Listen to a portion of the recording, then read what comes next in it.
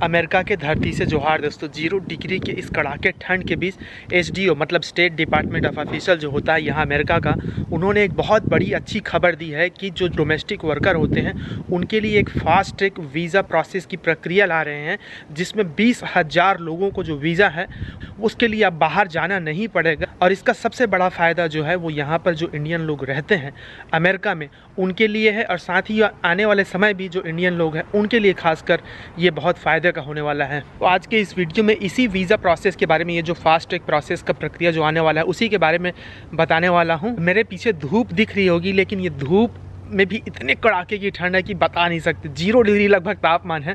तो अंदर बैठ के डिटेल में बात करते हैं। चलो, यहाँ मेरे किचन के पास थोड़ी गर्मी है। ये जो बड़ा अनाउंसमेंट आया है इस हफ्ते, उसके कई फायदे हैं, इसको समझने की कोशिश करना, खासकर उनके लिए जो पहले से यहाँ पर H1B वीज़ा में हैं, जो अमेरिका में काम कर रहे हैं लंबे समय से। अगर आपके परिवार के लोग यहाँ रहते हैं तो आप उनको बता सकते हैं, या फिर शायद उनको ये बात पता हो।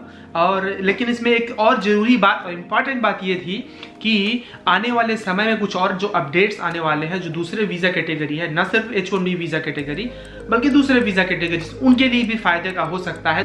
तो अभी फिलहाल के लिए फोकस करते हैं अभी ये जो अपडेट आया है, जिसका फ़ायदा ज़्यादा से ज़्यादा इंडियन लोगों को होने वाला है। हालांकि जो दूसरे देश के वीज़ा कैटेगरीज हैं उनको भी होगा, लेकिन उसके बारे में मुझे बहुत नहीं पता है। आप प्लीज़ उनके वेबसाइट में जाकर पता कर सकते हैं, क्योंकि मुझे पता है बहुत सारे लोग अलग अलग देश से भी देखते हैं, खासकर बांग्लादेश, सऊदी, नेपाल, यहाँ के लोग भी। तो आप लोगों के देश के लिए भी निश्चित रूप से कुछ ना कुछ इस तरीके का होगा। उनके लिए जिनको नहीं पता H1B वीज़ा किसके लिए होता है, तो H1B वीज़ा जो है वो एक प्रोफेशनल जॉब कैटेगरी के लिए होता है। मतलब अगर आप IT प्रोफेशनल हैं, साइंटिस्ट हैं, या और किसी तरीके के प्रोफेशनल जॉब में यहाँ अप्लाई करते हैं अमेरिका आने के लिए, तो आपको H1B वीज़ा मिलता है। वो वर्क वीज़ा है, काम का वीज़ा।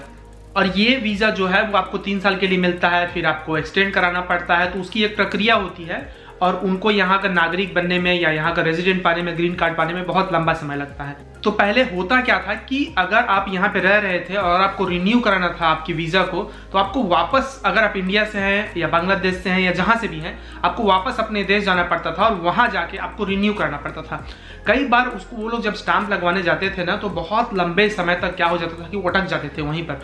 फिर उनका जॉब, उनका भविष्य कई बार खतरे में आ जाता था। तो उस चीज़ से निजात पाने के लिए ही जो SDO है, मतलब स्टेट डिपार्टमेंट ऑफ ऑफिशियल्स, उन्होंने अनाउंसमेंट किया है कि जनवरी 2024 से, मतलब 1.5 महीने बाद, तकरीबन 1 महीने बाद, अब आपको वापस इंडिया नहीं जाना पड़ेगा। तो ये बहुत बड़ा न्यूज़ है। आप यहीं पर, जो मतलब डोमेस्टिक वर्कर है एक तरीके से, वो यहीं पर उसका रिन्यू करा सकते हैं। और शुरू में ये सिर्फ 20,000 पार्टिसिपेंट्स के लिए होगा। ये एक तरीके का ये पहला पायलट है। मतलब बाद में इस पर और बहुत सारा मतलब अपडेट्स आएंगे और देखा जाएगा कि कैसे इसको इम्प्रूव किया जा सकता है, इस संख्या को कैसे बढ़ाया जा सकता है। लेकिन अभी फिलहाल जो ये स्टेट डिपार्टमेंट ऑफ ऑफिशियल्स हैं वो एक तरीके का एक्सपेरिमेंट कर रहे हैं कि क्या ऐसा करने से जो लॉग है, एक तरीके से बहुत लंबे समय से ये जो चल रहा है, बैकलॉग चल रहा है, क्या उसमें थोड़ा बहुत परिवर्तन आएगा, ताकि लोगों को ये सब दिक्कतों का सामना ना करना पड़े।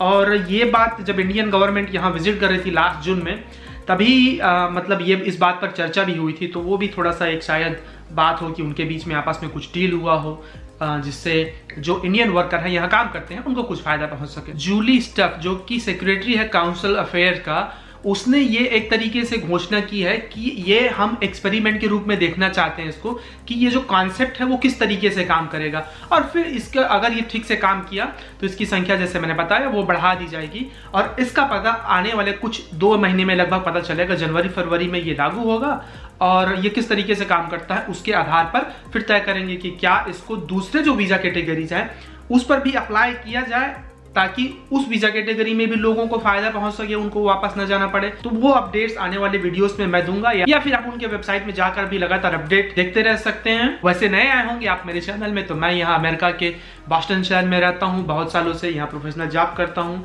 और अपने समझ और अनुभव के हिसाब से हिंदी में बहुत बेसिक जानकारी यहाँ अमेरिका के जॉब, एजुकेशन या और कई तरीके की जो अपॉर्चुनिटीज़ होती है, यहाँ का लाइफस्टाइल या रिमोट जॉब्स, इस तरीके की चीज़ों के बारे में बहुत बेसिक स्तर पर हिंदी में जानकारी देने की कोशिश होती है, ताकि ये दूर दराज के गाँव में भी इस तरीके की जानकारियाँ पहुँचे और थोड़ा बहुत आपको फ़ायदा हो सके।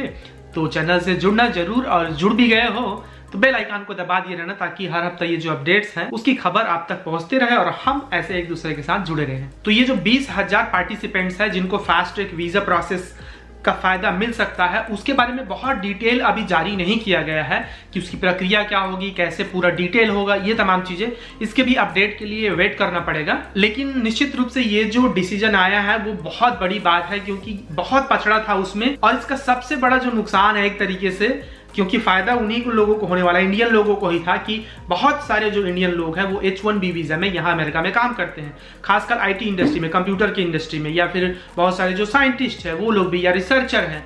तो उनके लिए ये बहुत अच्छी खबर है कि उनको वापस नहीं जाना पड़ेगा, आप यहीं से वीज़ा रिन्यू करा सकते हैं।